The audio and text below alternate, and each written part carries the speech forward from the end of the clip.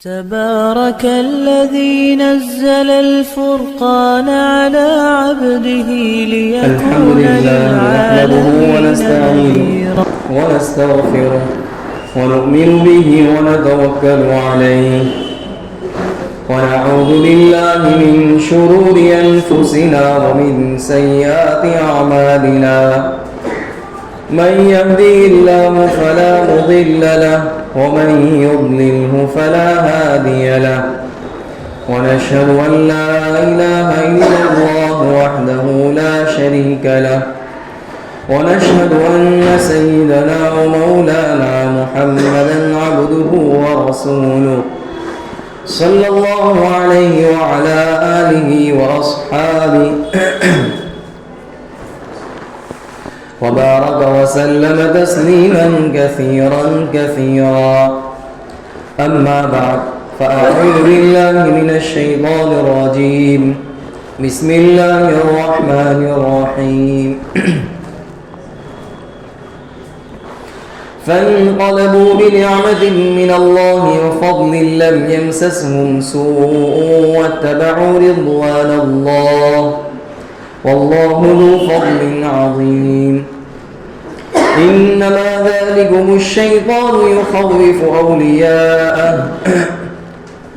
فلا تخافوهم وخافون إن كنتم مؤمنين ولا يحزنك الذين يسارعون في الكفر إنهم لن يضروا الله شيئا يريد الله ألا يجعل لهم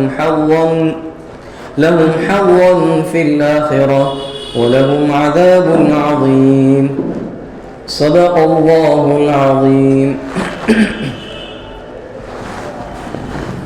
محترم بھائیو اور دوستوں، گزشتہ یہ بات بتلائی گئی تھی کہ غزوہ احد کے موقع پر ابو سفیان رضی اللہ تعالیٰ عنہ جو مسلمان تو نہیں ہوئے تھے سن ہجری 3 کے اندر غزوہ احد میں، جو مشرکوں کے کمانڈر بھی تھے، تو انہوں نے چیلنج کیا تھا کہ آئندہ سال بدر کے میدان میں تم سے مقابلہ ہوگا.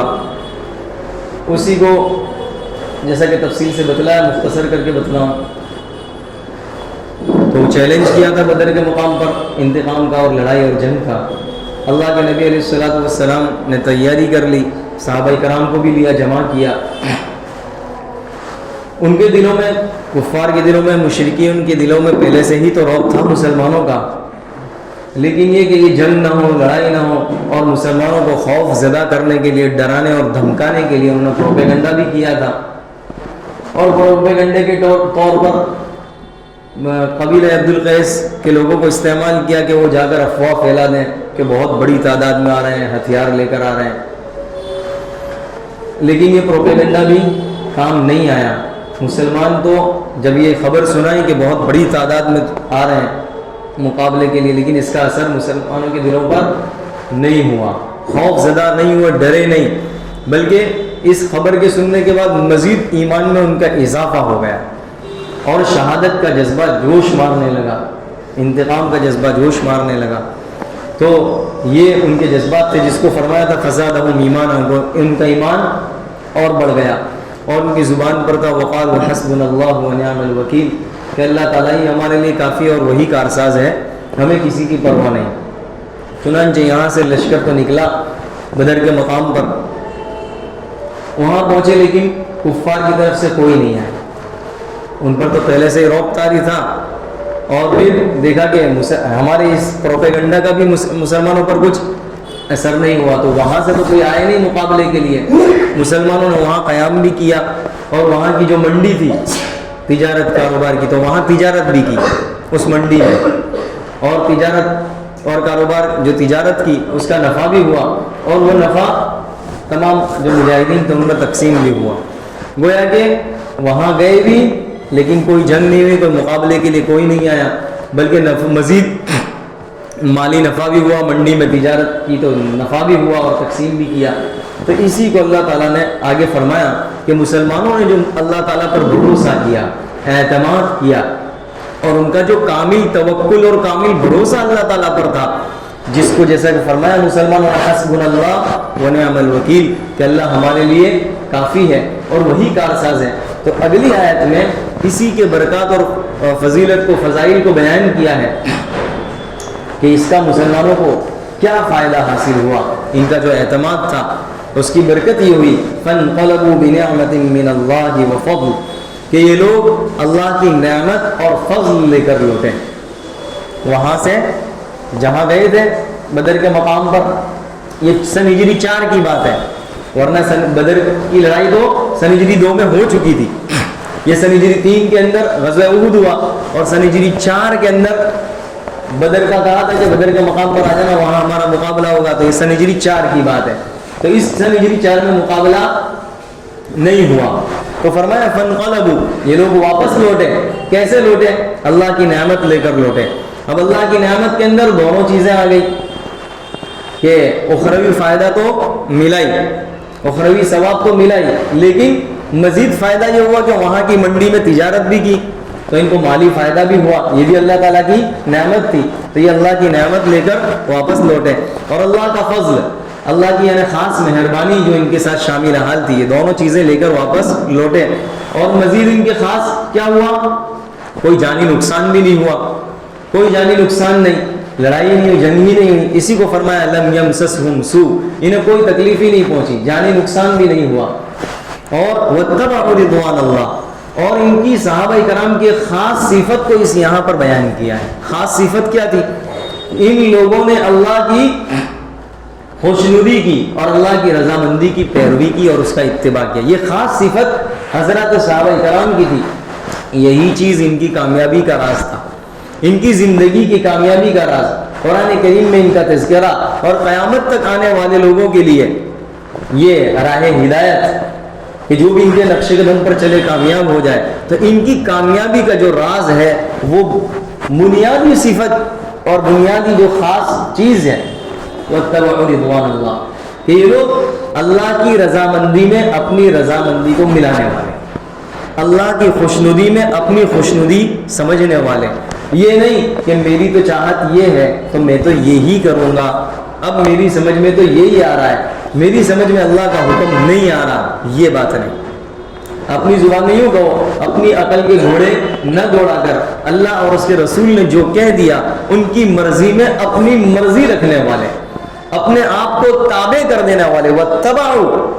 تباہ کا معنی یہ ان کی اتباع کر دی، اپنے آپ کو اللہ کے حوالے کر دیا، اللہ کے حکم کے تابع کر دیا، اپنے سر تسلیم جس کو خم کر لیا، سر جھکا لیا، اب کوئی دوسری بات نہیں. یہ خاص صفت ان کی یہاں بیان کی واتبعوا رضوان اللہ کہ اللہ کی رضا کو کے تابع کرنے، اپنے آپ کو اللہ کے حکم کے تابع کرنے والے اور خوشنودی، اللہ کی خوشنودی میں اپنی خوشنودی ظاہر کرنے والے لوگ. یہی چیز، یہی صفت اور یہی سبق ہمیں بھی یہاں دیا جا رہا ہے کہ جیسی بھی حالات کیوں نہ ہو، جیسے ہی سنگین موقع ہی کیوں نہ ہو، انسان کو جو ہے اللہ اور اس کے رسول کا جو حکم ہو اس حکم کے تابع اپنے آپ کو کر لینا چاہیے. اسی میں انسان کی کامیابی ہے. جیسا کہ غزوہ احد کے موقع پر صحابہ کرام زخمی تھے، ایسی زخمی کی حالت میں جب پتہ چلا کہ ابو سفیان لشکر کو لے کر مقابلے کے لیے واپس آ رہے ہیں، اللہ کے نبی علیہ الصلوۃ والسلام نے ایسے موقع پر بھی صحابہ کرام کو اعلان جنگ کیا کہ واپس جانا ہے جنگ کے لیے، تعاقب کرنے کے لیے. تو صحابہ کرام ایسی حالت میں بھی تیار ہو گئے. واتبعوا رضوان اللہ یعنی ایسے سنگین حالات میں بھی اللہ کے رسول کو کرارا جواب نہیں دیا کہ ایسی حالت میں ہم نہیں آ سکتا، آپ چلے جائیں، ایسا جواب نہیں دیا. اسی یہ خاص صفت یہاں بیان کی جو ہمیں یہ صفت اپنانے کی ضرورت ہے. واللہ ذو فضل عظیم جب ان لوگوں نے اللہ کی خوشنودی کا خیال کیا، اللہ کی رضامندی کا خیال کیا تو ظاہر ہے جب اللہ کو خوش کیا تو پھر اللہ تعالیٰ بھی تو یہاں دنیا میں بھی دیکھتے ہیں کہ ایک کو راضی کیا تو پھر وہ بھی راضی کرتا ہے. یہاں دیتے ہیں تو وہاں سے لو، یہاں سے لین دین کا سلسلہ دنیا میں بھی رہتا ہے. اللہ تبارک و تعالیٰ تو ایک دیتا ہے اس کے 10 دیتا ہے، 10 دیتے ہیں اس کے 100 دیتا ہے. واتبعوا رضوان اللہ جب انہوں نے اپنے آپ کو اللہ کے حوالے کر دیا، خوشنودی اور اللہ کی رضامندی ظاہر کی تو اللہ تعالیٰ بھی بڑا فضل والا ہے اور اللہ تعالیٰ نے ان کی دنیا بھی سنوار دی، دنیا میں بھی کامیاب رہے. آپ دیکھ لیں جتنی بھی جنگیں ہوئی جتنے بھی غزوات ہوئے، یہ تو صرف غزوہ احد میں یہ جو غلطی ہوئی تھی، اس غلطی کی وجہ سے شکست ہوئی، اور یہ بھی بتلانے کے لیے قیامت تک آنے والے لوگوں کو لوگ سبق دینے کے لیے پوری تفصیل بتلا دی کہ قیامت تک آنے والے لوگوں سے ایسی غلطی ہونے والی ہے۔ ورنہ آپ جتنی بھی جنگ دیکھ لیں، مسلمانوں سے ایک دو غلطی ہوئی تھی غزوہ حنین میں اور غزوہ احد میں، اس کے علاوہ آپ کہیں بھی دیکھ لیں شکست نہیں ہوئی مسلمانوں کو، بلکہ صرف جاتے تھے اور فتح ہو جاتی تھی۔ فتح مکہ سب سے پہلے آپ دیکھ لیں، مکہ جو فتح ہوا، مکہ کو فتح کرنا یوں سمجھ لیجئے کہ بہت بڑی چیز فتح ہو گئی، اس لیے کہ وہ وقت تھا، سارے لوگ انتظار میں تھے کہ مکہ فتح ہو تو ہم ایمان لائیں گے، اس لیے کہ ہر ایک کو یہ تھا کہ اگر ہم ایمان لائیں گے تو جان پر کھیلنا پڑے گا۔ مکہ والے تو مکہ فتح کیسے ہوا؟ تلوار کے زور پر فتح نہیں ہوا، صرف انٹری کافی تھی، صرف مسلمان داخل ہوئے اور مکہ فتح ہوا، ہر ایک اپنے اپنے گھروں میں گھس گئے، اس طرح کا مکہ فتح ہوا۔ غرض یہ کہ یہاں ہمارے لیے سبق یہی ہے کہ ہمیں بھی اپنے آپ کو اللہ کی رضا کے تابع کرنا چاہیے۔ انما ذالکم الشیطان، اب دیکھیے یہ جو پروپیگنڈا کیا تھا، جیسا کہ بتلایا نا سن ہجری 4 کے اندر ابو سفیان نے پروپیگنڈے کے لیے بھیجا تھا مسلمانوں کے پاس، جا کر پروپیگنڈا کرو کہ بہت بڑی تعداد لے کر تمہارے مقابلے کے لیے آ رہے ہیں، تم مقابلہ نہیں کر سکو گے، اپنے آپ کو سرنڈر کر لو، مقابلہ نہ کرو، یہ پروپیگنڈا کیا تھا۔ تو اللہ تعالیٰ اسی کے متعلق فرما رہا ہے انما ذالکم الشیطان یخوف اولیاء، یہ شیطان ہے جو اپنے دوستوں کو ڈراتا ہے۔ اب دیکھیے اس کے دو مطلب ہیں، ایک مطلب تو یہ ہے کہ یہ جو پروپیگنڈا ہے، یہ جو پروپیگنڈا کیا تھا مسلمانوں کو ڈرانے اور دھمکانے کے لیے، خوف زدہ کرنے کے لیے، اس سے شیطان کے جو دوست ہیں اپنے وہی خوف زدہ ہوتے ہیں۔ شیطان کے دوست کون ہیں؟ شیطان کے دوست منافق ہیں اور جن کے ایمان کمزور ہیں، تو یہ منافق قسم کے وہ شیطان کے دوست ہیں۔ تو اللہ تعالیٰ فرماتا ہے یہ جو پروپیگنڈا تھا، اس سے شیطان کے اپنے دوست یعنی منافق قسم کے اور جن کے ایمان کمزور ہے وہی ڈر جاتے ہیں، وہ خوف زدہ ہو جاتے ہیں۔ اور اس کا دوسرا مطلب یہ ہے کہ شیطان نے یہ پروپیگنڈا کروایا کن سے؟ اپنے دوستوں سے، اپنے معین اور مددگار اور اپنے حواری۔ اب شیطان کے اپنے دوست اس کی ماننے والے یہی مشرکین تھے، تو یہ مشرکین سے شیطان نے کام کروایا کہ پروپیگنڈا کرو، یہ پروپیگنڈا تمہارا کیسا رہے گا؟ اچھا رہے گا۔ جیسا کہ آپ نے دیکھا ہوگا اللہ کے نبی علیہ السلام کو کیسے قتل کیا جائے، مکہ کے اندر پورا پلان بنایا گیا، اس پلان کے اندر آپ نے پورا واقعہ سنا ہوگا، شیطان تھا، شیطان نے ہی رائے دی تھی کہ کیسے قتل کیا جائے، تو ایک بوڑھے کی شکل میں شیطان تھا، اس نے رائے دی تھی کہ دیکھو اس طرح قتل کیا جائے وغیرہ وغیرہ۔ تو یہاں اللہ تعالیٰ فرماتا ہے انما ذالکم الشیطان، یہ جو پلان اور پروپیگنڈا جو سجایا اور کروایا، شیطان نے اپنے ہی دوستوں سے، اپنے ماننے والوں اور اپنے حواریوں سے یہ پروپیگنڈا کروایا، لیکن اس کا کوئی اثر مسلمانوں پر نہیں ہوا۔ اللہ تعالیٰ آگے کیا فرمانا ہے؟ فلا تخافوہم۔ اب دیکھیے یہ پروپیگنڈا کوئی ایسا نہیں تھا کہ ہلکا پھلکا پروپیگنڈا تھا جیسا کہ ہم یوں سمجھیں، ایک بڑی سپر پاور طاقت ہو اور جس کی حکومت ہو اور وہ کہہ دے کہ ایسا مت کرنا ورنہ تمہارے گھر بار سب تہس نہس کر دیں گے، اور ظاہر ہے کہ اس کی حکومت بھی ہو، پاور بھی ہو، طاقت بھی ہو، سب کچھ ہو، اور ایک دم خطرناک جیسا کہ آج کل امریکہ ہے سپر پاور جس کو سمجھا جاتا ہے، تو اس کی طرف سے ایسی دھمکی آ جائے تو اس پر اب دیکھیے مسلمانوں کا کیا رویہ ہوگا؟ ڈر جائیں گے، خوف زدہ ہو جائیں گے۔ یہی رویہ اللہ تعالیٰ نے بتلایا نا، ڈرے گا کون؟ جس کا ایمان کمزور ہوگا اور جو منافق ہوگا وہ ڈر جائے گا۔ اب دیکھیے یہ بہت بڑا خطرناک پروپیگنڈا تھا جو انہوں نے کیا تھا۔ اب اللہ تعالیٰ کیا کہہ رہا ہے؟ فلا تخافوہم، تم ان سے مت ڈرو، اس لیے کہ چاہے طاقت ان کے پاس، حکومت ان کے پاس، تعداد ان کی، لیکن ان سے نہ ڈرو۔ وخافونی، مجھ سے ڈرو، ان کنتم مومنین، اگر تم سچے پکے مومن ہو، اگر تم سچے پکے مسلمان ہو تو مجھ سے ڈرو۔ یعنی کس بات سے ڈرنا ہے؟ اس بات سے ڈرو کہ ہم سے ایسے کام سرزد نہ ہو جائے جس پہ اللہ کی غضب نازل ہو، اللہ کی لعنت ہو، اللہ کی رحمت سے دور ہو جائے۔ ایسے کام کرنے سے، ایسے گناہوں سے، ایسی نافرمانی سے اپنا آپ کو بچاؤ اور اللہ سے ڈرو۔ اگر تم یہ کام کر لو گے تو باقی کے کام ہم کریں گے۔ فلا تخافوہم، ان کے ساری کامیابی ناکامی، فتح و شکست، یہ سب ہمارے قبضے قدرت میں ہے۔ فلا تخافوہم، تم ان سے نہ ڈرو، وخافونی، ہم سے ڈرو۔ ہم سے ڈریں گے اس لیے کہ ایک اصول یاد رکھنا، جو لوگ اللہ سے ڈرتے ہیں تو تو وہ مخلوق سے نہیں ڈرتی، مخلوق ان سے ڈرتی ہے. اور جو لوگ ایک اللہ سے نہیں ڈرتے تو اور جو اللہ سے ڈر جاتے ہیں تو پھر ساری مخلوق ان سے ڈرتی ہے. یہ نمونے آپ بے شمار نمونے اس کے مل سکتے ہیں کہ جن لوگوں نے اللہ سے، جو لوگ اللہ سے ڈرے تو ساری مخلوق ان سے ڈری.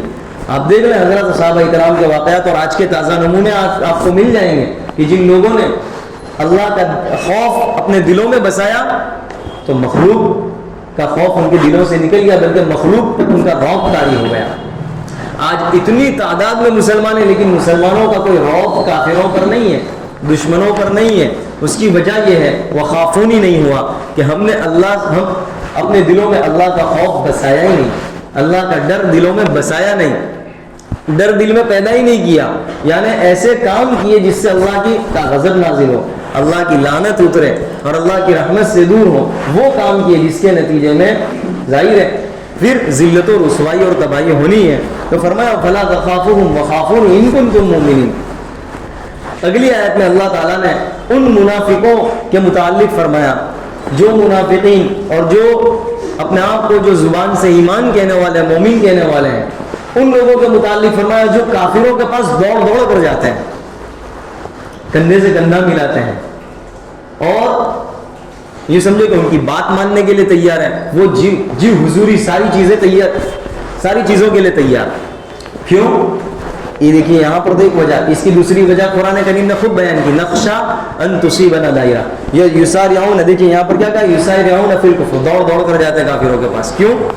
اس لیے کہ کہیں ایسا ہمارے پر مصیبت آنے والی ہو تو اس مصیبت سے ہم محفوظ رہیں، معمون رہیں. اس لیے ان کے ساتھ دوستانہ تعلق اور گہرا تعلق، تو گویا دنیاوی مفاد حاصل کرنے کے لیے دوڑے دوڑے جاتے ہیں ان کے پاس. اسی کو فرمایا. اب دیکھیں نبی علیہ السلام کی تمنا اور آپ کی چاہت تو یہ تھی کہ کوئی بھی کافر نہ رہے، ہر ایک مسلمان ہو جائے اور جہنم سے بچ جائے. اور اس کی وجہ سے آپ کو پریشانی بھی ہوتی تھی، اگر کوئی منافق رہتا یا ایک کافر رہتا تو پریشانی رہتی. اور پریشانی کی ایک وجہ یہ بھی تھی کہ ان کی وجہ سے دین کو نقصان نہ پہنچے، یا یہ کہ جو مسلمان ہیں ان مسلمانوں پر بھی برا اثر نہ پڑے، یہ وجہ بھی تھی. تو اللہ تعالیٰ یہاں پر فرما رہا ہے آپ مطمئن رہیں، آپ اطمینان رکھیں، آپ غم نہ کریں. وَلَا يَحْزُنْكَ الَّذِينَ يُسَارِعُونَ فِي الْكُفْرِ. اے نبی آپ کو غم میں نہ ڈالیں وہ لوگ جو کافروں کے پاس دوڑ دوڑ کر جاتے ہیں اور ان کے ساتھ دوستانہ تعلق رکھتے ہیں اور گہری دوستی قائم کرتے ہیں اور ساز باز اور پروپیگنڈے کرتے ہیں. آپ ان سے غمزدہ نہ ہو اور آپ اطمینان رکھیں. إِنَّهُمْ لَن يَضُرُّوا اللَّهَ شَيْئًا. یہ لوگ جو ہے اللہ تعالیٰ کو کچھ نقصان نہیں پہنچا سکتے، ہرگز نقصان نہیں پہنچا سکیں گے. یہاں پر دیکھیے کیا فرمایا، یہ لوگ اللہ کو نقصان، یعنی اللہ کو اور اللہ کے دین کو اور اے نبی آپ کو بھی یہ لوگ نقصان نہیں پہنچا سکتے. اس آیت کریمہ میں دیکھیے خوشخبری بھی ہے، بہت بڑی خوشخبری بھی ہے مسلمانوں کے لیے اور مسلمانوں کے لیے تسلی بھی ہے. اللہ تعالیٰ کیا فرما رہا ہے، لن يضروا الله شيئا. یہ لوگ بال بھی بیکا نہیں کر سکیں گے. اس کا ترجمہ یوں کریں، ترجمہ اگر اللہ کا کچھ بھی، دیکھیے لن تاکید کے لیے، ہرگز ایسا نہیں کر سکتے، اور شیئن نہ آ کر اور مزید تاکید کر دی کہ کچھ بھی بال بھی بیکا نہیں کر سکتے. اے نبی یہ لوگ جو منافق قسم کے ہیں. اب دیکھیے یہاں پر خوشخبری ہے مسلمانوں کے لیے بھی اور اہل ایمان کے لیے. کیا اللہ تعالیٰ نے بتلا دیا کہ جو مسلمان صراط مستقیم پر گامزن رہیں گے، سیدھے راستے پر چلتے رہیں گے، اللہ کے حکم کو مانتے رہیں گے، راضی کرتے رہیں گے، تو یہ کفار منافقین کچھ بھی نہیں کر سکیں گے، کچھ نقصان نہیں کر سکیں گے، کچھ بگاڑ نہیں سکیں گے. یہ اصول بتلا دیا اللہ نے.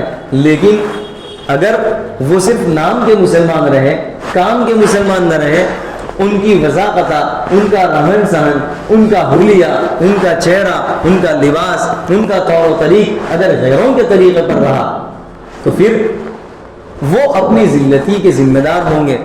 اللہ تعالیٰ نے یہاں قانون بتلا دیا، انہم لن یضروا اللہ شیئا. جب تک سیدھے راستے پر رہیں گے، جب تک دین کے ساتھ، اسلام کے ساتھ وفادار رہیں گے تو یہاں سے بھی وفاداری ملے گی. اور اگر یہاں سے بے وفائی کی تو کہیں بھی وفاداری کے نمونے نہیں ملیں گے، بلکہ ہمیشہ ہر جگہ در بدر بھٹکتے رہیں گے اور ذلیل و خوار ہوتے رہیں گے. تو فرمایا انہم لن یضروا اللہ شیئا یرید اللہ الا یجعل لهم حظا فی الاخرہ. اور اللہ تعالیٰ تو چاہتا ہے کہ ان کا آخرت میں کوئی حصہ نہ ہو. ظاہر ہے جو لوگ مسلمان اللہ کے احکام کو بھی نہیں مانتے اور مسلمانوں کی بھی کوئی پرواہ نہیں کرتے. آپ کے سامنے نمونے موجود ہیں. کئی ملک ایسے ہیں جو مسلمانوں کے ہیں, بادشاہ بھی مسلمانوں کا ہے اور بظاہر مسلمان ہے, لیکن مسلمانوں کی کوئی پرواہ نہیں, مرتے تو مرتے رہے. اب دیکھیے کیوں, دنیاوی فائدہ حاصل ہو رہا ہے. تو دنیاوی فائدہ حاصل کرنے کے لیے وہ ہر ایک کو داؤں پر لگا دیتے ہیں اور ان کا ٹارگٹ صرف دنیا ہے, آخرت سے کوئی لینا دینا نہیں. اللہ تعالیٰ بھی فرماتا ہے ایسے لوگوں کا آخرت میں کوئی حصہ بھی نہیں ہوگا. اللہ بھی یہی چاہتا ہے کہ ایسے لوگوں کا آخرت میں کوئی حصہ نہ ہو. وَلَهُمْ عَذَابٌ عَظِيمٌ, اور ایسے لوگوں کے لیے تو بہت بڑا عذاب ہے. اگلی آیت میں اللہ تعالیٰ فرماتا ہے إِنَّ الَّذِينَ اشْتَرَوُا الْكُفْرَ بِالْإِيمَانِ, وہ لوگ کہ جنہوں نے ایمان کے بدلے کفر کو خرید لیا, یعنی دیکھیں بہت بڑا گھاٹے کا سودا کر لیا, خسارے اور نقصان کا سودا کر لیا. گویا تجارت تو کی لیکن تجارت میں بہت بڑا نقصان ہوا. اس کو تجارت سے تعبیر کیا, گھاٹے کا سودا, کہ ایمان اللہ نے دیا, ایمان کے بدلے کفر کو خرید لیا, یعنی گویا مرتد ہو گئے, ایمان کے بدلے سودا کر لیا کفر کا. اب ظاہر اس کا ترجمہ اتنا یوں کریں کہ دکان مکان ساری چیزیں صحیح سلامت رہے, تم کو ہمارے انڈر میں آنا ہوگا, ہمارا کردار ادا کرنا ہوگا, ہمارے طور و طریق ادا کرنے ہوں گے. تو کہاں تیار ہے, آپ کا سارا راشن کا خرچہ, آپ کا ساری زندگی کا خرچہ وغیرہ وغیرہ خرچہ ہمارا ہوگا. اب دیکھیے ایمان تھا, یہ ساری چیزیں لے لی, اب اس کے بدلے کفر کو خرید لیا, گویا ایمان بیچ دیا اور کفر کو لے لیا. یہ بہت بڑا گھاٹے کا سودا کر لیا. اللہ تعالیٰ نے ایک جگہ یوں فرمایا فما ربحت تجارتہم, ایسی تجارت ہے جس میں کوئی نفع ہی نہیں ہوا, گھاٹے کا سودا ہے. اسی اللہ تعالیٰ نے زندگی دی اور مال اور دولت اور جان دی, یہ ایک پونجی ہے, یوں سمجھ لیجیے سرمایہ ہے. مال ہے جس کو کہو, اتنی چیزیں پونجی ہے, زندگی اور اس کے اوقات یہ پونجی ہے. اور یہ اس لیے دی کہ زندگی کی پونجی, مال کی اور جان کی پونجی جو ہے سرمایہ ہے, اس کو جو ہے اس کے ذریعے ایمان اور نیکی کو خریدو, نیکی کے سامان خریدو اور جنت کما لو. اسی کو اللہ تعالیٰ نے ایک جگہ اس طرح فرمایا ان اللہ اشتری من المؤمنین انفسهم واموالهم بان لهم الجنہ, کہ اللہ تعالیٰ نے تو تمہاری جان کو اور تمہارے مال کو خرید لیا, کس کے بدلے, بان لهم الجنہ, جنت کے بدلے خرید لیا. اس کا مطلب یہی ہے کہ اللہ تعالیٰ نے جان دی, مال دیا, ایک پونجی ہے. اب اس کو تجارت میں صرف کرو, ایسی تجارت میں لگاؤ جس سے نفع ہو. اب ظاہر ہے تجارت میں نفع ہو, ایسی کون سی جگہ, ایسی کہ ایمان اور ایمانیات کے پیچھے یہ ساری چیزیں لگیں, اس کے ذریعے سامان خریدو, پھر جنت اس کا بدلہ ہوگا. اب دیکھیے دنیا کے اندر بھی ایسا ہوتا ہے کہ انسان سوچتا ہے کہ میرا مال کہاں لگے, زیادہ فائدہ کہاں ہو. تو اللہ تعالیٰ نے یہ پونجی دی, اسی کو تو فرمایا ان الذین اشتروا الکفر بالایمان, کہ ان لوگوں نے اس پونجی کو خرچ نہیں کیا, صحیح جگہ سودا نہیں کیا, گھاٹے کا سودا کر دیا جس میں گھاٹا ہی گھاٹا ہے. لن یضروا اللہ شیئا, پھر آگے کیا فرمایا, اب یہ جو لوگ ہیں دنیاوی فائدے کو حاصل کرنے کے لیے کفر اختیار کیا, تو ایسے لوگوں کی جو بری حرکات ہوگی, اب چاہے مسلمانوں کے خلاف ہو, جس کے بھی خلاف ہو, ان کی جتنی بھی بری حرکات ہوگی, اے مسلمانوں لن یضروا اللہ شیئا, یہ لوگ اللہ کا بھی کچھ نہیں بگاڑ سکیں گے, یعنی اللہ اور اس کے دین کا بھی کچھ بگاڑ نہیں سکیں گے. ویسے ساری کفر کی طاقتیں چاہتی ہے, یریدون لیطفئوا نور اللہ, سارے لوگ چاہتے ہیں کہ اللہ کے نور کو اپنے منہ سے بجھا دیں, ختم کر کے رکھ دیں, لیکن اللہ کا اٹل فیصلہ ہے ایسا نہیں ہو سکتا. واللہ متم نورہ ولو کرہ الکافرون, اور ایک جگہ فرمایا ولو کرہ المشرکون. یہ لوگ جتنی بھی ایڑی چوٹی کا زور لگا دیں, لیکن یہ ساری کے ساری چیزیں ختم نہیں ہو سکتی. یہاں تک کہ یوں سمجھ لیجیے کہ دنیا کا جو نظام چل رہا ہے وہ تو ایک ایمان والے کی وجہ سے, ایک اللہ کا نام لینے والے کی وجہ سے یہ دنیا کا نظام چل رہا ہے. اگر ایک بھی ایمان والا باقی نہیں رہے گا, قیامت آ جائے گی. تو اللہ تعالیٰ کو اس دین کو, ایمان کو غالب کر کے رہے گا. اب اللہ تعالیٰ کیا فرما رہا ہے, وَلَهُمْ عَذَابٌ أَلِيمٌ, ان لوگوں کے لیے تو دردناک عذاب ہے. آگے کیا فرمایا, وَلَا يَحْسَبَنَّ الَّذِينَ كَفَرُوا أَنَّمَا نُمْلِي لَهُمْ خَيْرٌ لِأَنفُسِهِمْ, کہ یہ کافر جو ہیں وہ گمان نہ کریں, کیا خیال نہ کریں کہ ہم انہیں جو ڈھیل دے رہے ہیں یہ ان کے لیے بہت بہتر ہے. یعنی آپ دیکھ لیں کہ یہ مال جو دے رکھا ہے, حکومت, طاقت اور بہت سی چیزیں اللہ تعالیٰ نے کافروں کو دے رکھی ہے, تو اللہ تعالیٰ فرما رہا ہے وہ گمان نہ کریں کہ یہ ساری کی ساری چیزیں ہم کو مل رہی ہے, اس لیے مل رہی ہے کہ ہم حق پر ہیں. ظاہر ہے کہ انسان عیش میں ہو, بنگلے ہو, گاڑی ہو. آج آپ دیکھ لیں مسلمانوں سے زیادہ جو مال, دولت, طاقت, وہ بہت ساری چیزیں کافروں کے پاس ہے. تو اللہ تعالیٰ کہہ رہا ہے, اور جیسے کہ مشرکین کا بھی تو یہی خیال تھا کہ ہم جو ہے حق پر ہیں تبھی تو ہمارے پاس مال دولت ہے, اور یہ نبی دیکھو اس کے پاس تو کوئی مال دولت ہے ہی نہیں, اس کا پاس تو جھوپڑا ہے, اور ہمارے پاس تو بہت بڑی زمین ہے, ہم تو زمینوں کے مالک ہیں. ان کا بھی تو یہی خیال تھا مشرکوں کا, اور یہی تصور تھا کہ ہم حق پر ہیں تبھی تو ہمارے پاس اتنا سب ہے, مال دولت وغیرہ, اور یہ نہ حق پر ہے مسلمان تبھی تو دیکھو فقر و فاقہ ہے, کھانے پینے کے لیے کچھ نہیں ہے, اور اس طرح وغیرہ. تو اللہ تعالیٰ کہہ رہا ہے یہ کافر گمان نہ کریں کہ یہ سب ہم نے دے رکھا ہے, عیش عشرت, مال دولت وغیرہ, فیکٹری, ساری چیزیں دے رکھی ہے, تو یہ گمان نہ کریں کہ ہمارے لیے تو بہت بہتر ہے. ایسا گمان نہ کریں, بلکہ ہم تو ان کو ڈھیل دے رہے ہیں کہ اور لو. ہم ابھی ڈھیل دے رہے ہیں, ہم نے رسی چھوڑ رکھی ہے, ہم نے ابھی پکڑی نہیں ہے رسی, ہم ڈھیل دے رہے ہیں. اللہ تعالیٰ اسی کو کہہ رہا ہے انما نملی لہم لیزدادوا اثما, اور ہم جو ڈھیل دے رہے ہیں کہ اور لو, اور آگے تمہاری طاقت. جیسے کہ فرعون کے پاس 40 سال تک اس کی حکومت رہی. فرعون کے پاس 40 سال کسے کہا جاتا ہے, 40 سال تک اللہ نے مہلت دی اور ڈھیل دی. تو یہاں اللہ تعالیٰ کہہ رہا ہے ہم ڈھیل دیتے ہیں, کیوں؟ اور زیادہ آگے بڑھے گناہوں میں, اور زیادہ نافرمانی ہم آگے بڑھے, اور زیادہ کریں, تاکہ جب عذاب بھی آئے تو پھر ایسا ہی آئے. جب ہماری ڈھیل آئے گی, جب ہم ڈھیل کو کھینچ لیں گے, جب ہماری پکڑ آئے گی تو پھر پکڑ بڑی خطرناک ہوگی. جیسا کہ آج ہمارے پاس نمونہ ہمارے سامنے بھی موجود ہے. اللہ کی پکڑ آتی ہے تو پھر اپنے آپ کو کوئی انسان بچا نہیں سکتا. جیسا کہ آج ہمارے سامنے تازہ ہی 3-4 دنوں پہلے کی خبریں ہیں, آج بھی چل رہا ہے. تو اللہ کی جب پکڑ آتی ہے تو پھر اس پکڑ سے انسان اپنے آپ کو بچا نہیں سکتا. اللہ تعالیٰ کہہ رہا ہے یہ اور آگے بڑھے, پھر ہم پکڑیں گے, اور جب پکڑیں گے تو پھر یہ اپنے آپ کو نہیں بچا سکیں گے. وَلَهُمْ عَذَابٌ مُّهِينٌ, دنیا کے اندر تو ان کی پکڑ آئے گی, آخرت میں تو ان کے لیے رسوا کن عذاب ہوگا. معلوم یہ ہوا اس سے کہ دنیا کے اندر کسی کے پاس سہولت کا ہونا, آرام کے اور عیش اور عشرت کے سامان ہونا, گاڑی اور بنگلے اور دنیا کی ساری چیزیں ہونا, یہ اس کے مقبول ہونے کی علامت نہیں ہے. ایسا نہیں ہے کہ بہت مقبول ہے اللہ تعالیٰ کے یہاں, یہ اس کی کوئی علامت نہیں ہے. دنیا کا مل جانا کوئی مقبول ہونے کی علامت نہیں ہے, اور نہ ملنا مردود ہونے کی بھی علامت نہیں ہے کہ آدمی مردود ہے, یہ بھی علامت نہیں ہے. اور اسی سے آپ اندازہ لگا لیں. دیکھیے اس آیت کریمہ میں ہمارے لیے ایک سبق یہ بھی ہے کہ کافروں سے یوں کہا کہ تم گمان نہ کرنا ہمارے لیے بہتر ہے, ہمارے لیے بھی ہے کہ مال بہت مل گیا.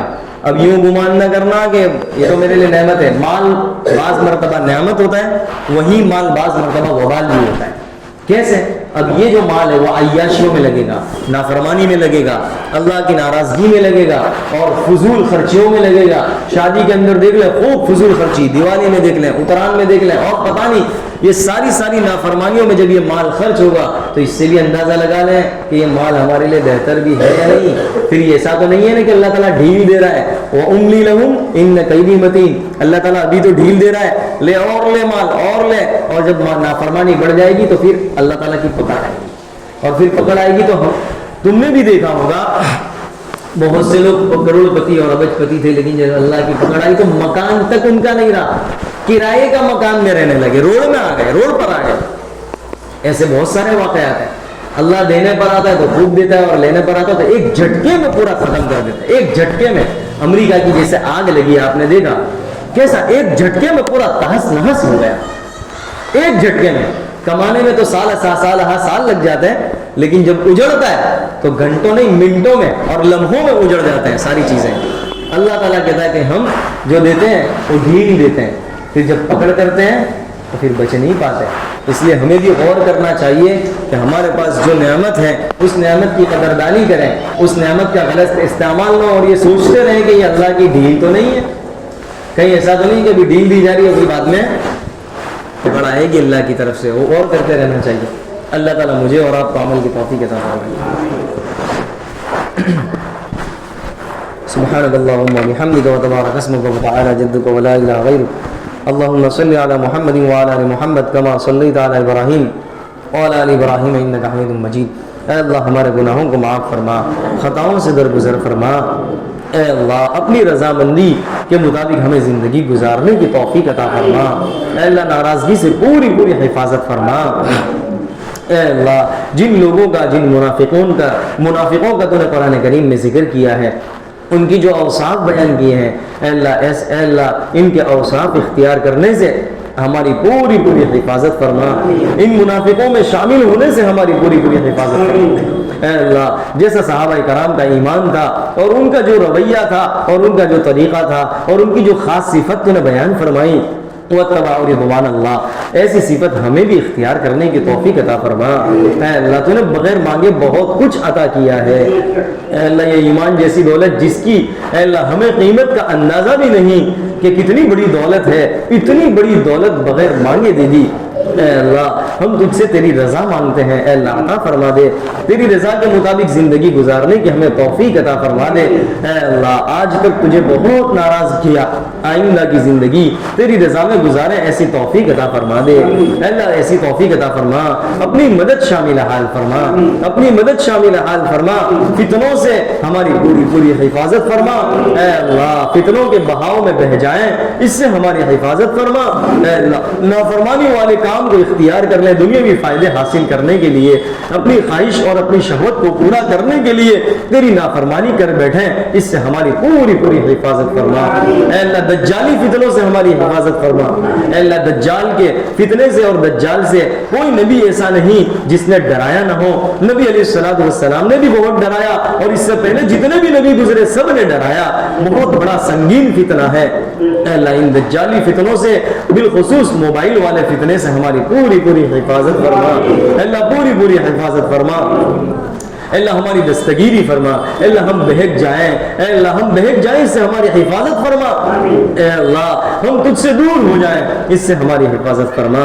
اے اللہ ایسے کاموں سے حفاظت فرما جس سے اے اللہ ہم تجھ سے بہت دور چلے جائیں، اے اللہ اس سے ہماری حفاظت فرما کر ہم سے ایسے کام کروا لے جس سے ہم تجھ سے قریب تر ہو جائیں، اے اللہ تجھ سے قریب ہو جائے، اے اللہ تو ہم سے راضی ہو جائے، تجھے ہم پر پیار آ جائے، محبت ہو جائے۔ اے اللہ ایسے کام کرنے کی ہمیں توفیق عطا فرما۔ اے اللہ موت آئے تو اس حالت میں موت آئے کہ تو ہم سے راضی ہو، ہم تجھ سے راضی ہو، ایسی حالت میں موت آئے۔ اے اللہ خاتمہ بالخیر فرما، ایمان پر خاتمہ فرما۔ اے اللہ غزہ اور فلسطین کے مسلمانوں کی بھرپور حمایت اور نصرت فرما۔ اے اللہ یہ جو جنگ بندی کے فیصلے طے پانے جا رہے ہیں، اے اللہ جلد از جلد جنگ بندی کے فیصلے فرما دے۔ اے اللہ انہیں چین سکون والی زندگی نصیب فرما، اے اللہ چین سکون والی، اطمینان والی، راحت والی اے اللہ زندگی نصیب فرما۔ اے اللہ ساری ضرورتوں کو اپنے خزانہ غیب سے پورا فرما، اے اللہ ساری ضرورتوں کو اپنے خزانہ غیب سے پورا فرما۔ اے اللہ چین سکون عطا فرما، سال ہا سال سے اے اللہ جتنی پریشانی انہوں نے دیکھی اس سے کئی گنا زیادہ راحتیں انہیں نصیب فرما، راحتیں نصیب فرما، اے اللہ راحتیں نصیب فرما، اور جلد از جلد جنگ بندی کے فیصلے فرما دے۔ اے اللہ جلد از جلد جنگ بندی کے فیصلے فرما دے۔ اے اللہ مسلمانوں کے، اے اللہ ہندوستان کے بھی مسلمانوں کی حفاظت فرما۔ اے اللہ یہاں امن و امان قائم فرما، امن و امان قائم فرما۔ اے اللہ جو نفرت پھیلانے والے ہیں اے اللہ ان نفرت پھیلانے والوں کے پروپیگنڈوں کو انہیں پر الٹ دے، اے اللہ ان کے پروپیگنڈوں کو اور پلان کو فیل فرما دے، اور اللہ امن و امان کی فضا قائم فرما دے۔ اے اللہ جو مانگا عطا فرما، بہت کچھ مانگنے سے رہ گیا سب کچھ اپنے شان عطا فرما۔ یہاں موجود تیرے بندوں اور بندیوں میں سے جس کے دل میں جو نیک اور جائز مرادیں ہیں اے اللہ جس کو تو خوب جانتا ہے، اپنے خزانہ غیب سے پورا فرما دے۔ ہم میں سے کسی کو کسی کا محتاج نہ بنا، تیرے علاوہ کسی کا محتاج نہ بنا، اے اللہ کسی کے سامنے ہاتھ پھیلانے والا نہ بنا، اے اللہ نہ ہمیں زبان کا سوالی بنا نہ دل کا سوالی بنا، اے اللہ صرف اور صرف تجھ ہی سے مانگنے والا اور امید قائم کرنے والا بنا۔ ربنا تقبل منا انك انت السميع العليم وتب علينا انك انت التواب الرحيم وصلى الله على النبي الكريم سبحان ربك رب العزة عما يصفون وسلام على المرسلين والحمد لله رب العالمين برحمتك يا رب